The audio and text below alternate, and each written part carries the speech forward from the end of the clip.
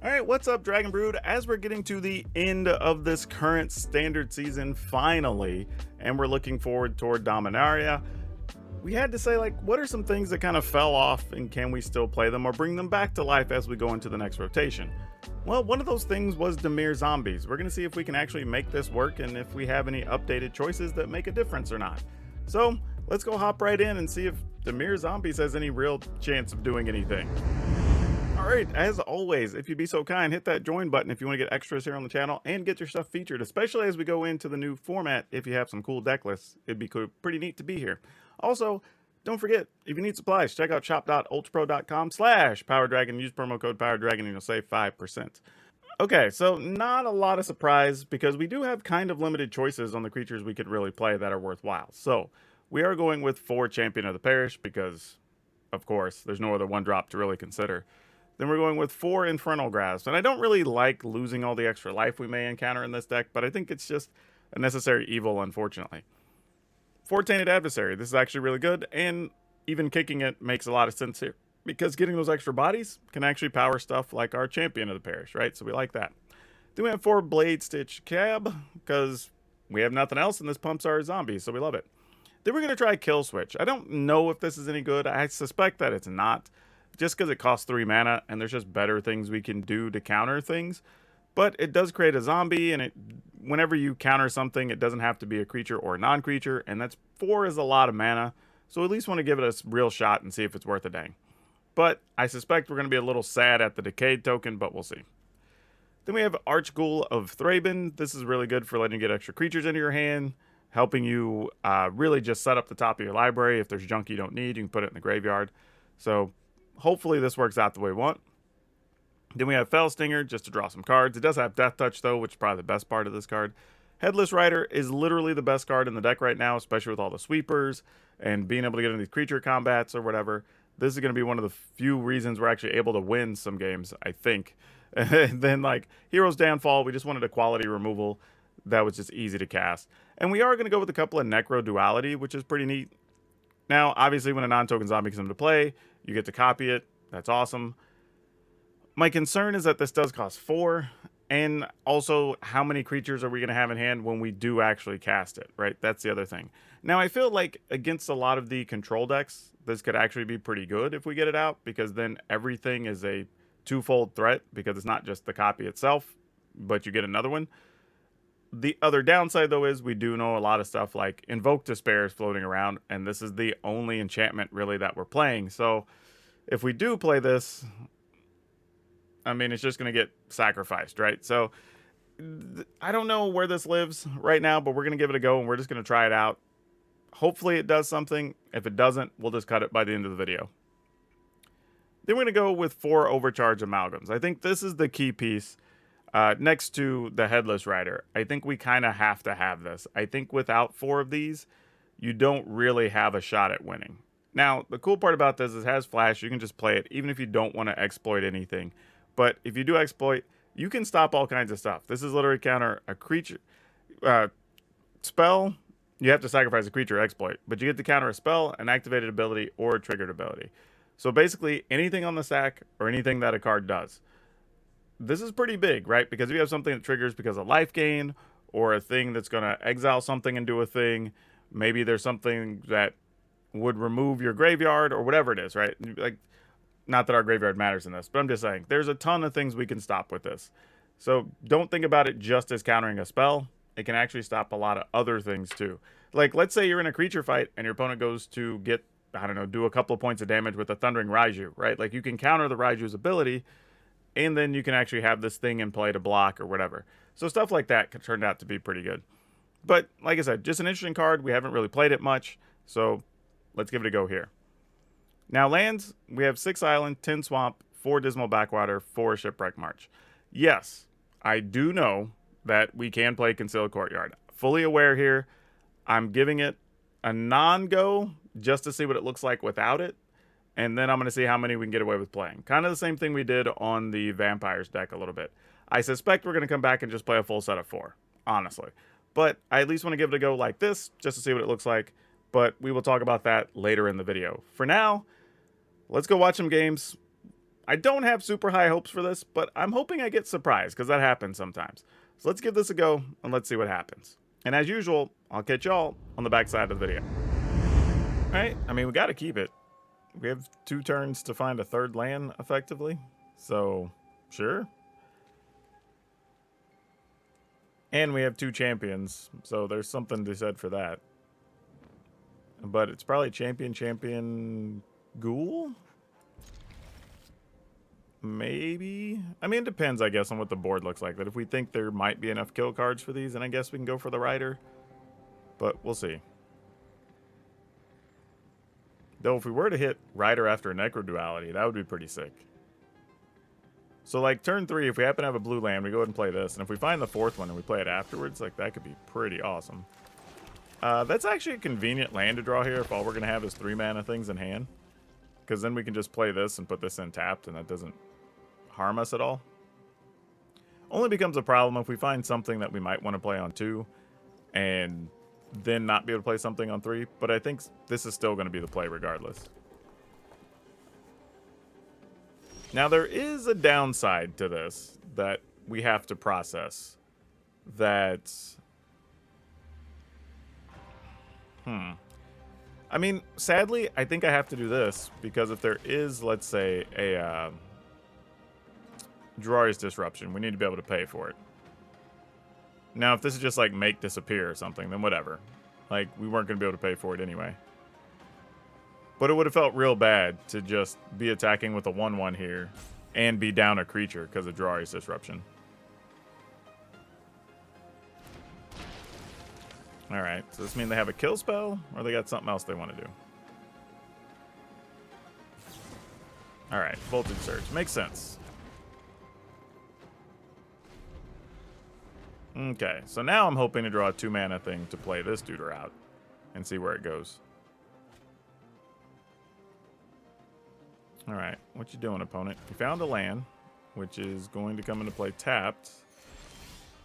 So that does give us a shields down moment, but we can't really take advantage of things. Yeah, this is really disappointing that I made the play I did last turn, because having this untapped would have made potentially next turn pretty big with these being options, but guess we can only do what we can do here. Things being what they are. Hope you don't hit my board for 2 mana, or for 2 damage, because that would suck. But yeah, this is a deck that if we can stick the Necro Duality, it would actually be good. So I kind of hope we draw just an untapped blue source here, really, more than anything else. And we didn't, so we're going to go with this. And we're going to attack. Just say, here we go.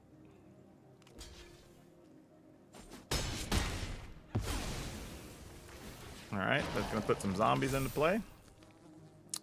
Yeah, we don't really need that anymore. Alright. Though, if I would have taken that on tap... Actually, maybe that was a mistake, because I would have been able to play the Overcharge Amalgam this turn. Oh, I guess we could do that anyway. Look at that. Does mean we don't get to cast Necro Duality here, which I kind of want to, but we really can't. So, here we go. Oh, what's the opponent want to do? They would like to try to Cathartic Pyre that. We would like to not let them Cathartic Pyre that. So, sacrifice this.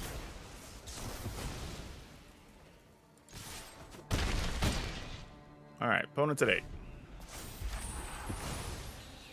They can block some things, they can bounce some things. They've got 5 mana at a minimum. Probably have a dragon here, of course. Now we take the damage. That's going to leave them some mana to kill some things. We are not blocking.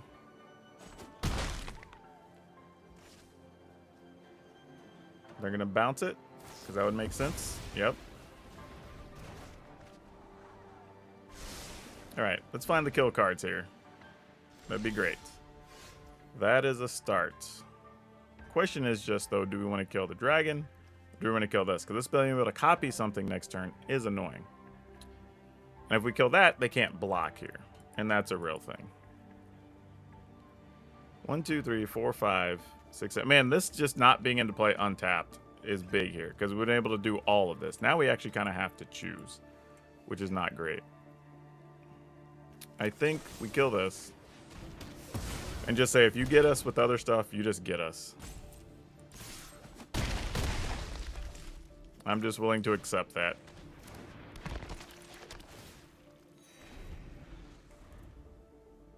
I mean, they're at 2, so I mean, if they got us, they got us. They got 4 cards and a pile of mana.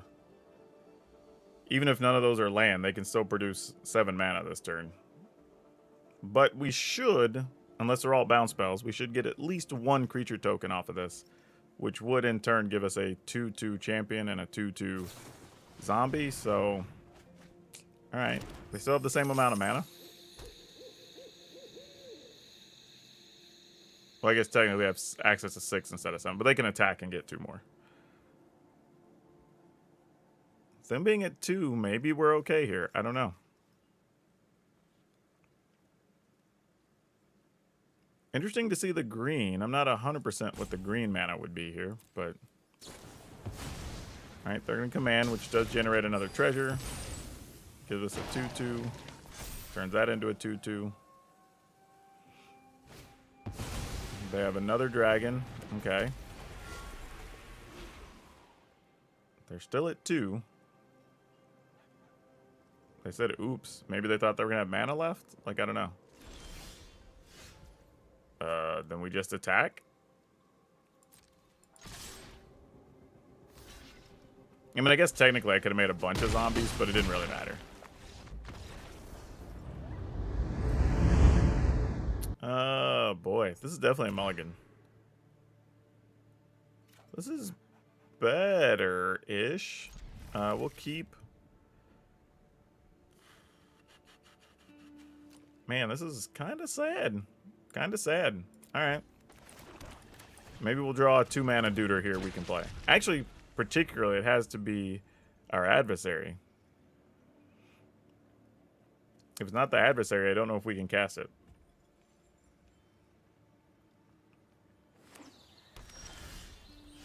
It was not the adversary, so we're just going to attack for 1. Alright, this is Jetmir's Garden? Sure. So green, red, white. Well, that dude we will definitely try to kill, because it's a super nuisance.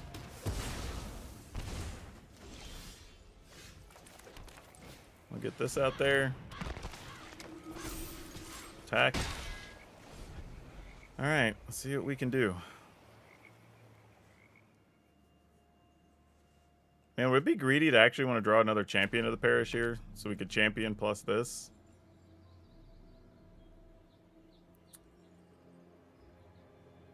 That might be the best thing we can do. Honestly. That's not bad, but under the circumstances, I think we're going to go with this. And we're just going to attack.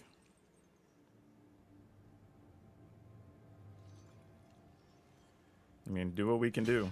Oh, they're chump blocking here. I thought they might have saved till they got another counter, or token, I mean, and be able to double block. Because I was thinking maybe you exile this, double block the Thraben, and then kind of get back to some normalcy. But doesn't look like they're going for that.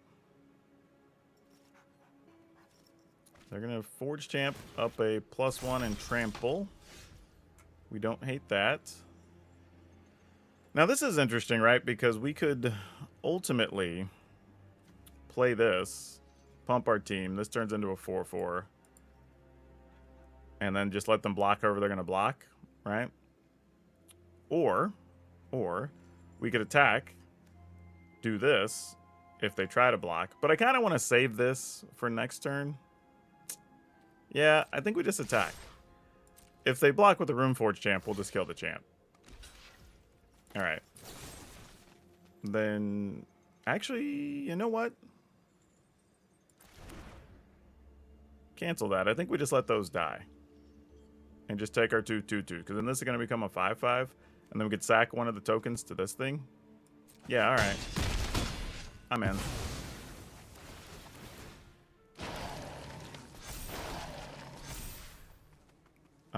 Ooh. Yeah, we got to put that in the yard, though.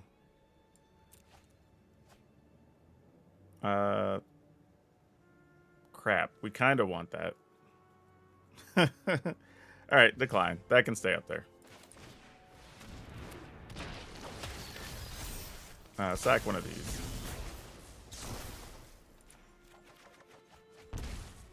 All right. So now we can play as Scab and we can get rid of a creature. They can play something and still get a card here. We can't do anything about that. Yep. Commune. Yep. Gonna play a bunch of cards here.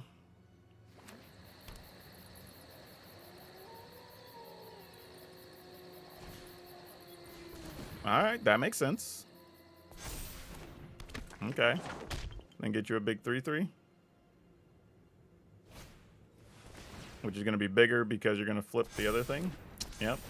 This is where keeping the mana open could have really mattered. But, you know, tough decisions got to be made. So opponent's at 11. This is going to be able to kill a thing and gain some life. So I'm debating if I should just see how the opponent blocks first before killing something. And the question is, do I even care? If we kill the Naturalist, then they could chump block the Fell Stinger with the 2/2. They can block this and take 8 and go to 3. We wouldn't have a lot to threaten them with at that point. I'm wondering, though, if there's a chance. Just a chance if we attack with everything, if they're willing to double block here. Or maybe block with these two there. Right? I think I'm willing to gamble. Let's see where they block. Because they just may not commit to anything else.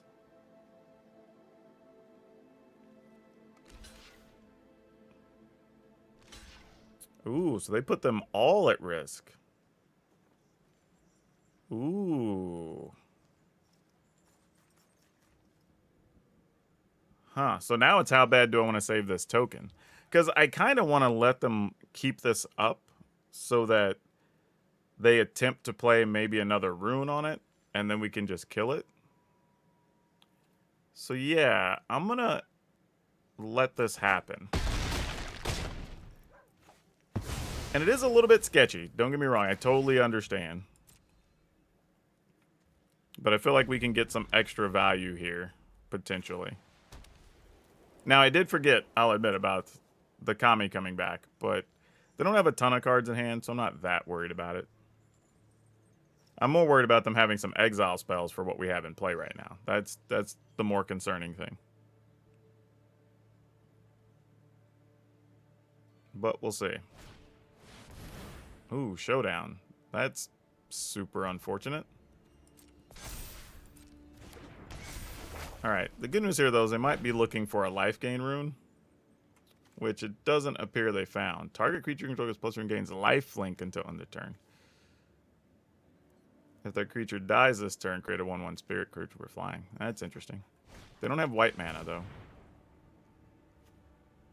Okay, they haven't played a land yet, though, have they? Maybe they did play land. Alright, let's go ahead and kill this before they get a chance to do anything else with it.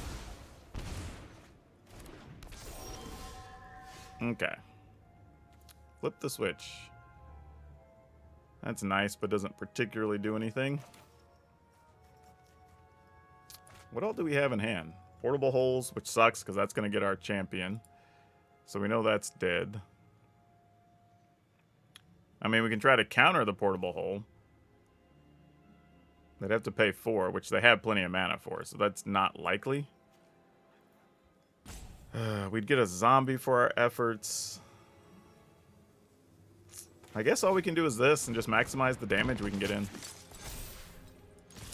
Super unfortunate, but there's really nothing else we can do. I mean, the opponent, if they're willing to risk it, could block the Scab. Oh, what? Oh, we're in a world of hurt here, folks. That is not at all the sequence in any way, shape, or form I expected to happen there. And we know they can gain some amount of life with this. So yeah, this has to be getting the champion, right? No. Uh-oh. Do you have another one? Okay. That makes sense.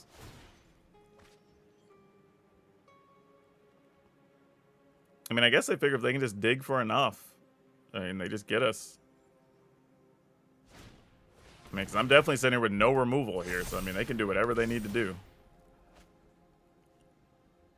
That's 10. You can get 11, 12. So one more and we're dead. Yep. Okay, so now we just need to draw a removal card, and we failed. Alright, so now we're in an uglier situation here. That the other option... Actually, I guess I should have waited, because if we'd drawn an untapped land and a kill spell, that's going to feel really terrible here. We can sacrifice exactly this. We have 10, 11, 12. We have to sacrifice this and hope to draw another champion. I mean, we're going for it here, because if we don't, we lose. Alright, we're dead anyway. GG's.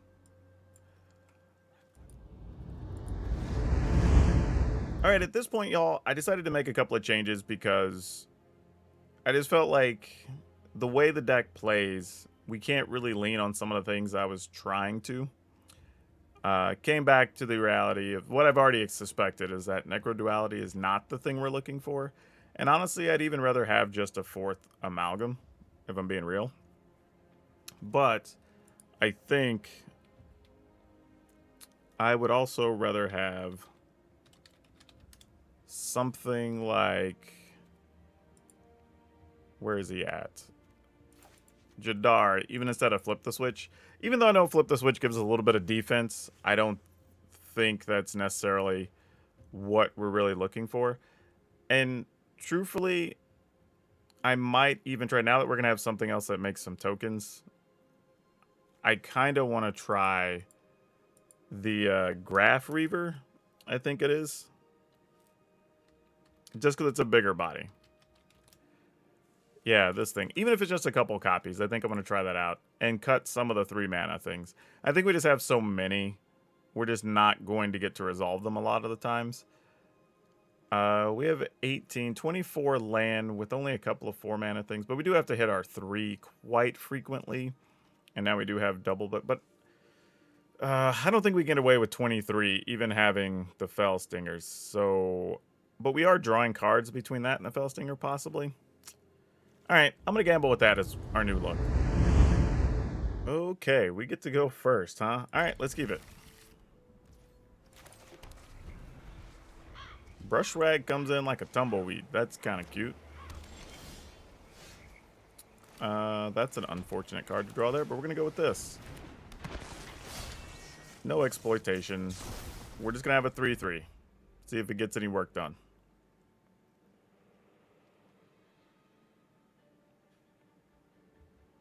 I mean, it might not. I don't know. We'll find out. Thing is, though, if we can draw land next turn, well, on the next 2 turns, we could be in pretty good spot here.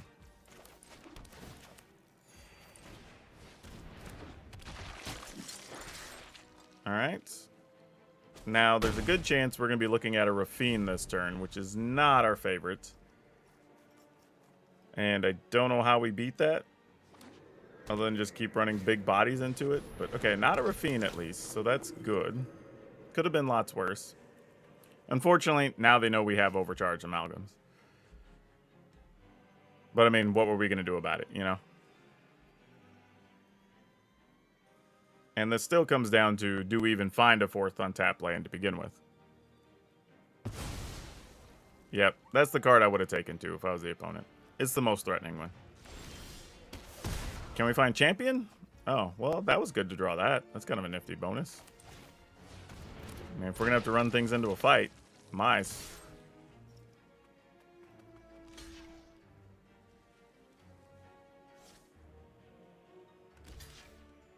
Yeah, sure, that works.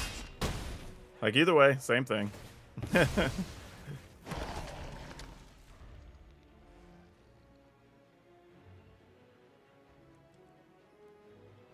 Man, would have been nice to be able to sit on an overcharge amalgam, though. I'm not going to lie. Having the amalgam's also kind of cool that you can get rid of the Reaver if the life is starting to become a problem for you. Alright. There's an Adeline. And a Hopeful Initiate. Wow. Okay. Problems. For sure. And we're late on being able to counter stuff. So now what do we do?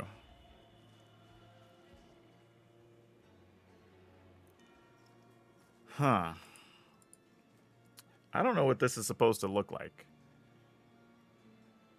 Because technically, if we just kind of hang out, the opponent can't really do anything here that's effective.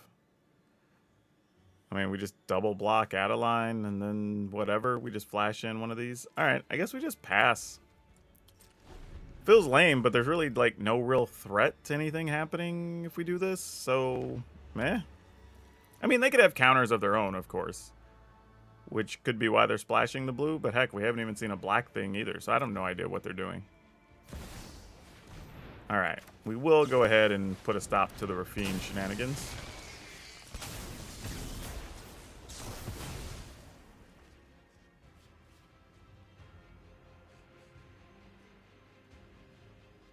And then there's also a reality that if stuff dies now, we also get to replace it with another body. So this gets interesting if we draw a land.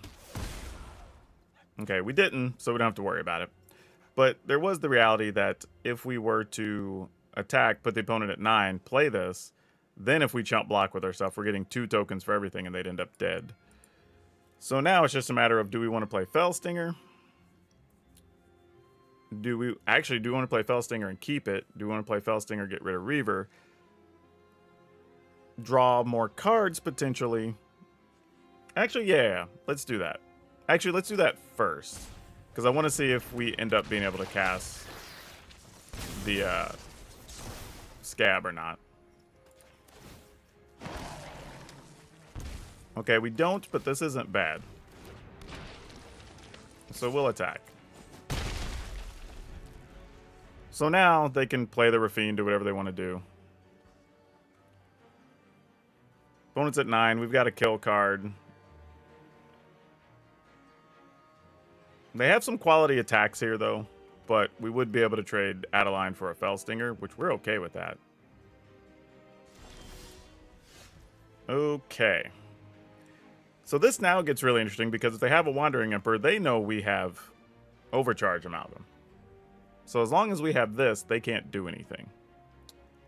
However, yeah, I think that's the play here. I think that's all we do.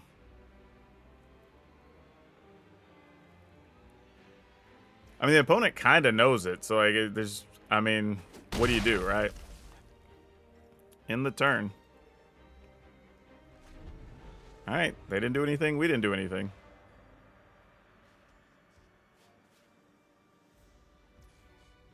They're passing.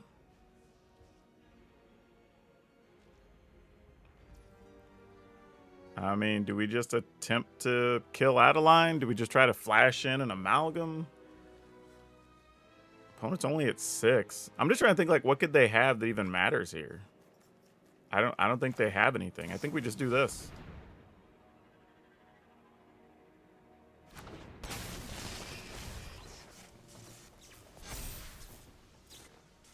All right. I mean, Wandering Emperor can come in and... No? Nothing? Nothing?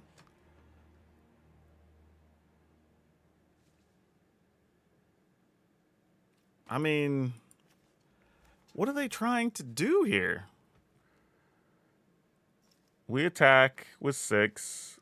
I'd say they Wandering Emperor, they take 3, they gain 2.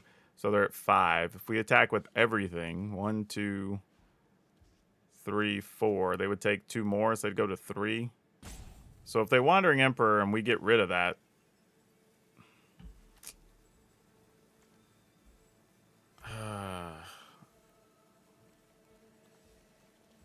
I don't know, y'all.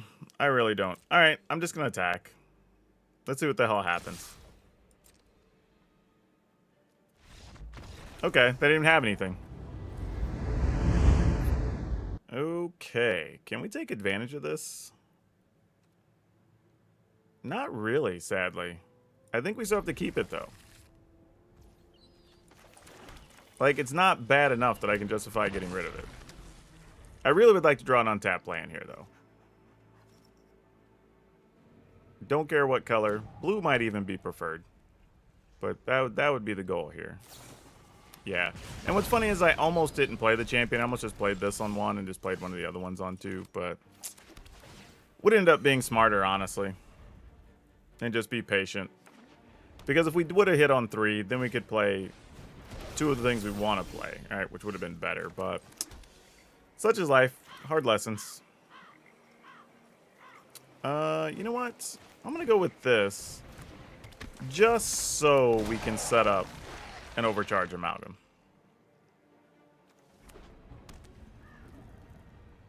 I mean, Jadar probably just dies here.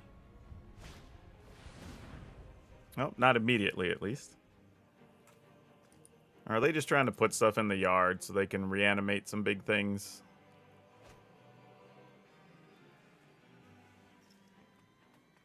Nah, not really. Those decks aren't generally built like that. Though Magma Opus is not our friend. Yeah, Jadar, I'm assuming you're still dead. Yep. You gone. That is fine. Not great, but fine. We accept it.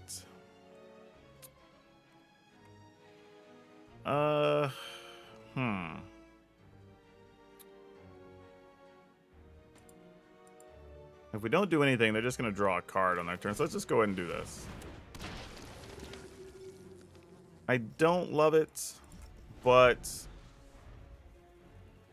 I mean, because I feel like if we left this up, we flash this in, maybe we could play both of these next turns, but then we just probably lose into some type of sweeper, and it doesn't help us either. So it's not really a great situation either way.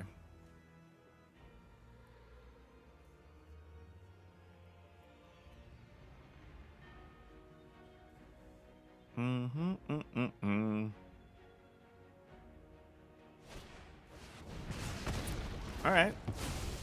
Getting them to spend big on some cards, though. Ooh, reveal. We'll take that, I guess. Not how we really wanted that to go down, but let's go ahead and pass.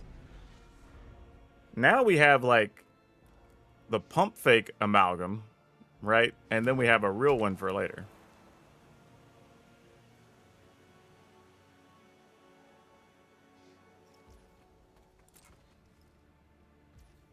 Alright, so I'm going to go ahead and flash one into play. Since this is the one they know about. Because we're not doing anything else. I'd at least like to do something to possibly create some pressure. Alright, make disappear is fine there. Like, we're willing to accept that. Part of the exchange.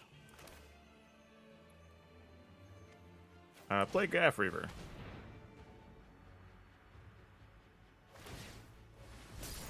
Sure.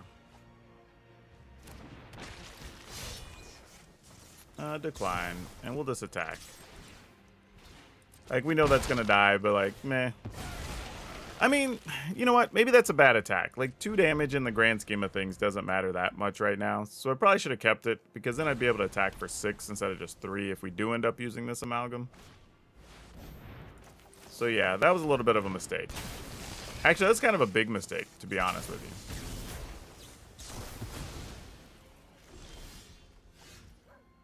Ooh, deck might have just bailed us out, honestly.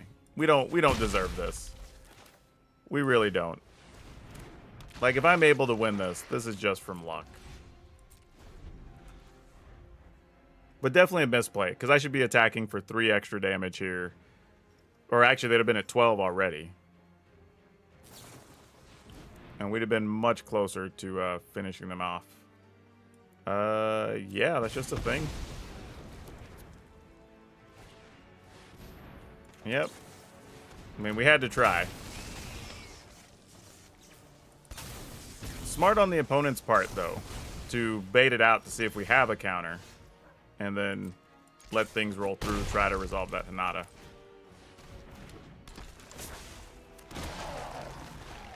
All right, we're kind of empty-handed at this point, though. We've done everything we can do, so if they've got answers, we're just dead now. All right, they're going to kill that. They're going to draw here, probably looking for something to get rid of an Amalgam, and it looks like they have plenty of things. That doesn't help at all.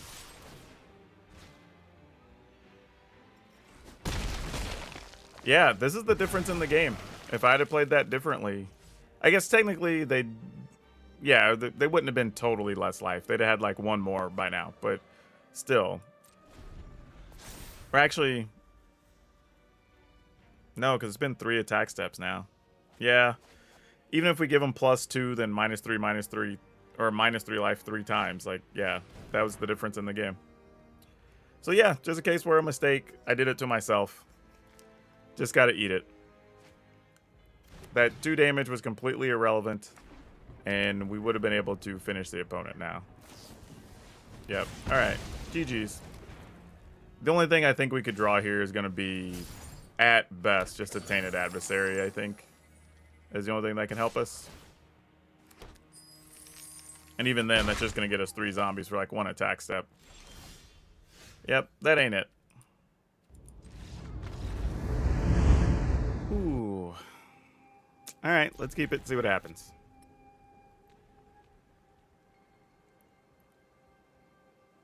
Because we definitely need mana. We need a lot of things with this hand.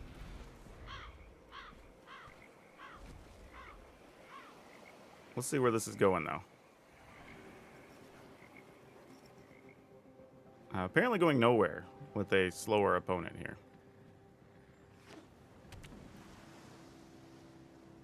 All right. Oh, opponent. Come on.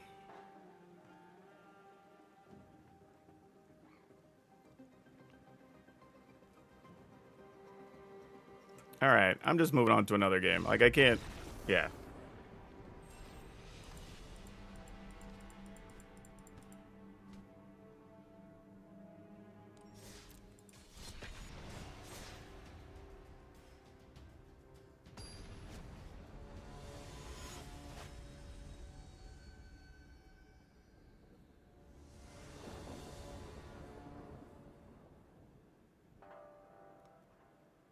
All right, we'll see what we can do with this, I guess. Let's keep it.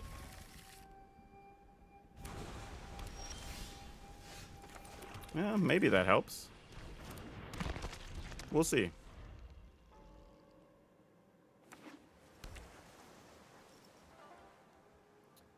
Well, whatever we play next is probably getting countered because they did not bounce the Perish at the end of our turn. Interesting that we drew all of these Blade Stitch Scabs, though.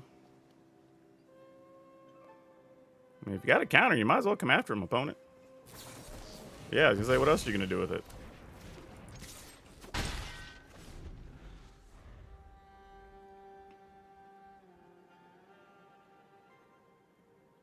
The interesting thing would just be, how long does this champion survive? Because it feels like that's what a lot of this game is going to be about. If they're only on blue. But we'll see. Because this could be like those one mono blue tempo kind of decks or whatever. No, Bank Buster. Well, that was unexpected. Okay, well. Let's go. And the reason I played the Rider there is, like, we get it down. It's going to be harder for them to counter it, obviously, because they were tapped out. We can possibly resolve a Scab against another, like, Make Disappear. But if we draw a black land, we could try to go Scab into Scab. Whereas if we kept the Rider, we wouldn't be able to do that. But we'll see.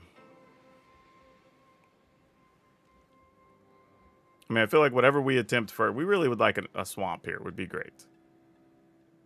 Or a Shipwreck Marsh.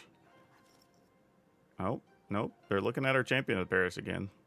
They got some thoughts, they said. Alright, well, let's see if this dies or not.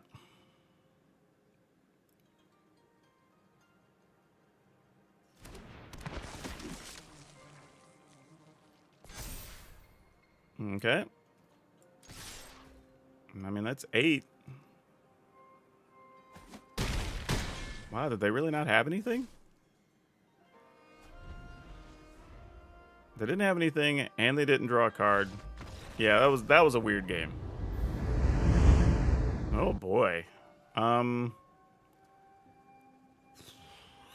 don't think we can keep this, being the aggro deck. Alright, this is better. We'll keep this and probably gamble and get rid of this thing. Don't know if that's correct. Maybe I should have got rid of the scab, since we're probably just going to try to play a parish on 2 anyway. Yeah, I feel like that was probably smarter, to be honest. Like, even here, if we do this, the next turn we maybe get to play 2 things, whereas if we just do this now... Alright.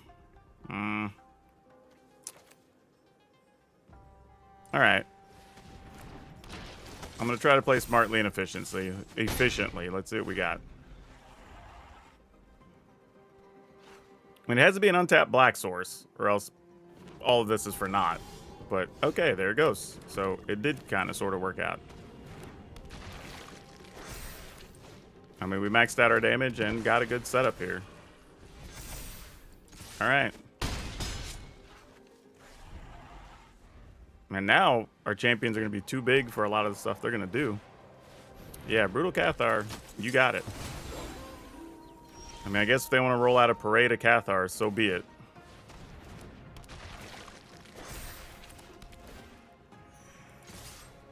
But that's still a lot of damage if they don't block. Okay. Seize the spoils. What? What deck plays both of those? Weird. Alright, we're hoping to draw an untapped black source. That's what this whole hand's about. Okay, we at least can consider playing a reasonable game here.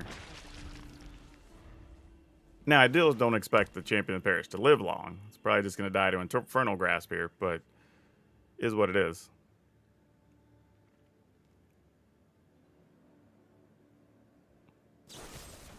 Yep. As expected.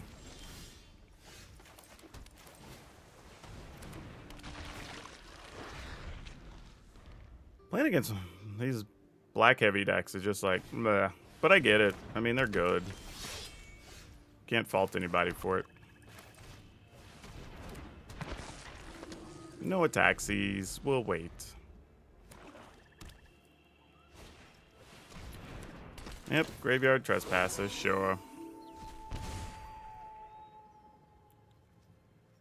Do. Yeah, why not? I'll block. We're not getting anything else out of that. I guess we want to leave that on top. I don't even know what we're up against. We'll decline and draw that, I guess. Kind of a sad time, but it is what it is. Might as well attack. If they want to trade, we'll trade.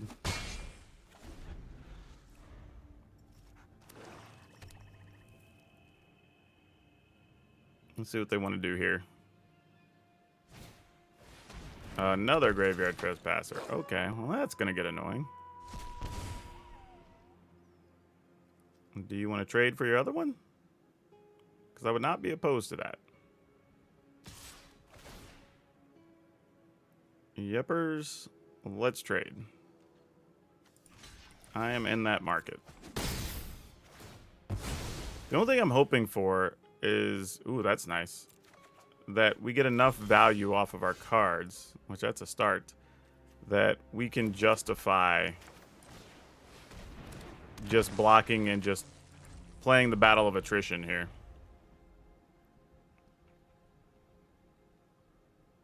That's what we're hoping for anyway. Right? Headless Rider's going to eat it, it looks like. To something. It is a little bit ugly because we kind of end up needing them to just let them flip the Trespasser. Okay. So that we can get away with an overcharge amalgam if they try to, like, I don't know, meat hook or something. Get to take our turn. So, you know what? I might keep this in hand in case we want to discard to something.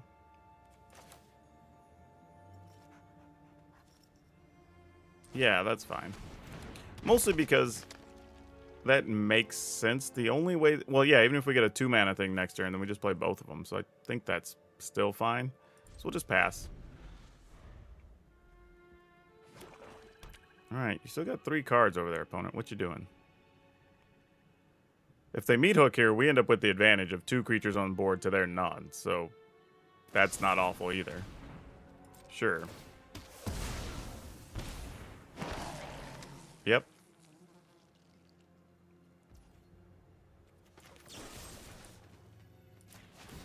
And then I'll just discard this.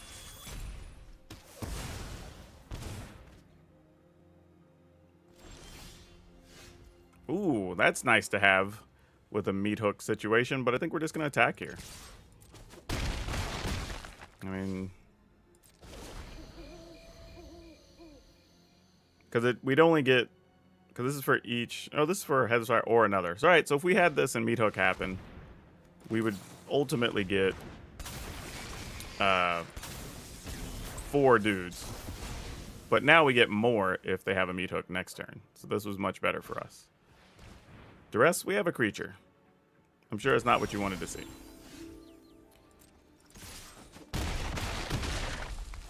Alright, and now we'll play this because that should lock things up unless they're just going to exile a bunch of things.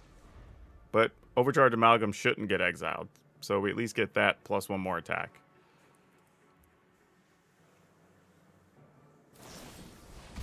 Yep, that's not going to do it. We just end up with 2 more bodies.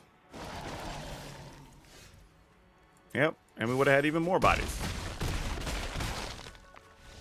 Okay.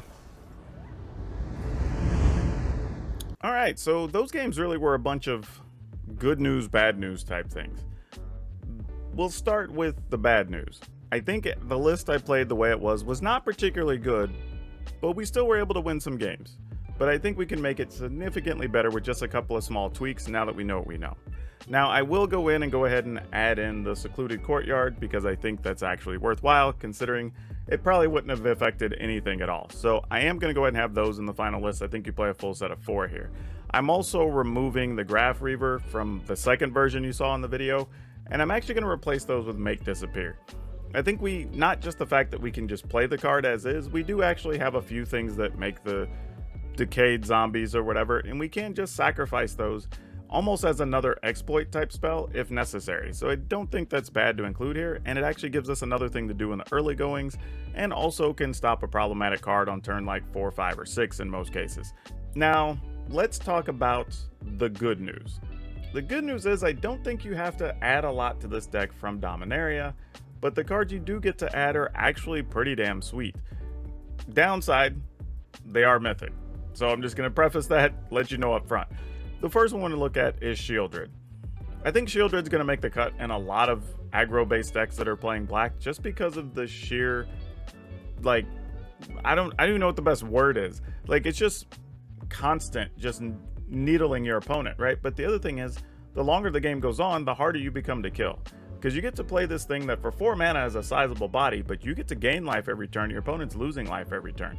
And on top of that, think about the fact that you can play something like Fellstinger now, where you actually lose 2, but then you draw 2, which means you're going to gain 4. So you actually come out plus 2 life for playing the Fellstinger, which means we kind of have to update the deck if we're going to be playing Shieldred. But that's something we'll worry about when we cross that line. Now, the other card we're going to look at is the new Weatherlight. It's not particularly fantastic, right? But we do have things that are going to have us sacrificing creatures. We're going to be making tokens we're going to be running in to die, and that's going to make it pretty easy to charge this up, I would imagine. And if we do, now we have a big 5/5 flyer that's going to be a significant threat, and it's pretty cheap on top of everything else. And because we have so many things that cost like 2 mana, there are some turns where we can just play that, play another creature, or play this and leave mana up for like an Infernal Grasp, or maybe even a Make Disappear on an early turn. And that could actually set us up to be able to start doing stuff with this card later. So I actually like having both of those as upgrades for this list, and honestly, I think each of those brings a pretty significant amount of power to this deck that it doesn't have right now. Because that's really the thing. I think on a creature to creature basis, you're actually struggling compared to what a lot of the other decks offer.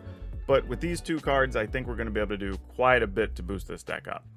If you like today's deck, or the deck list, or whatever, and you're just looking for more stuff to build right out of the gate with Dominaria, check out this playlist. I'm telling you, you want to check it out. We have, I don't know, like 16 decks or something now. So plenty of stuff that you'd be ready to go. Just add in a few cards as you open them Dominaria, you'll be off and running.